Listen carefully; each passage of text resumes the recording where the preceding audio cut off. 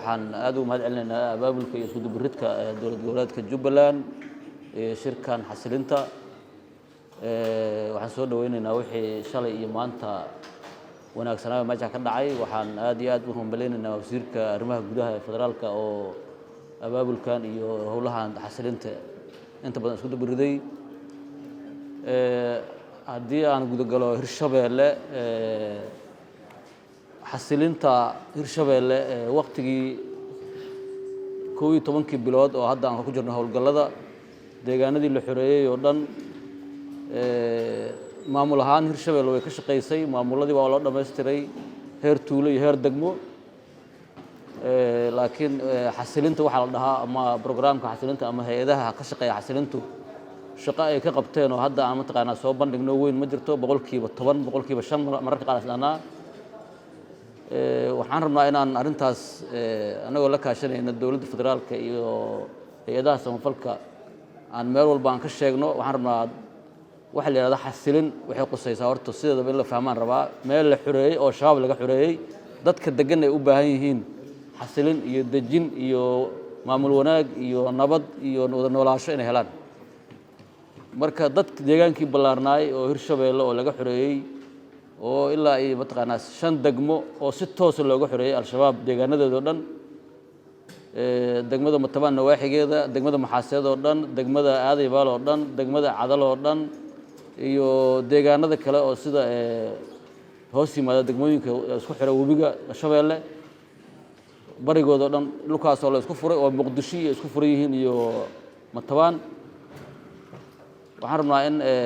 xasilintu ay ka dhaqan gasho waxaan rabnaa cid kasta oo xasilinta ka shaqeyso anagoo ku marqaateen wasiirka arrimaha gudaha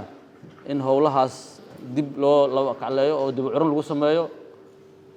12 bilood oo hadda deegaankaas uu dagaal ka socday oo xoreyntu ilaa 7 bilood la soo dhaafay in xur ay tahay wax oo hadda aan dhahno xasilintaas ka dhaqan gashay oo aan dhahno waa meel heblaayo waa la dhameystiray xasilinteeda ma jirto waxaan rabnaa in deegaanadaas wixii u baahnaayeen oo dhan aan u helno waxaan la wadaagaynaa in deegaankaas uu yahay deegaan la xoreeyay dadku markay dagaalamayeen waxay ku fikirayeen inay helaan horumarkii oo dhan dadka waxbarashadii caafimaadkii biyihii iyo maamul wanaagii haddii aan istitaan ka shaqeyno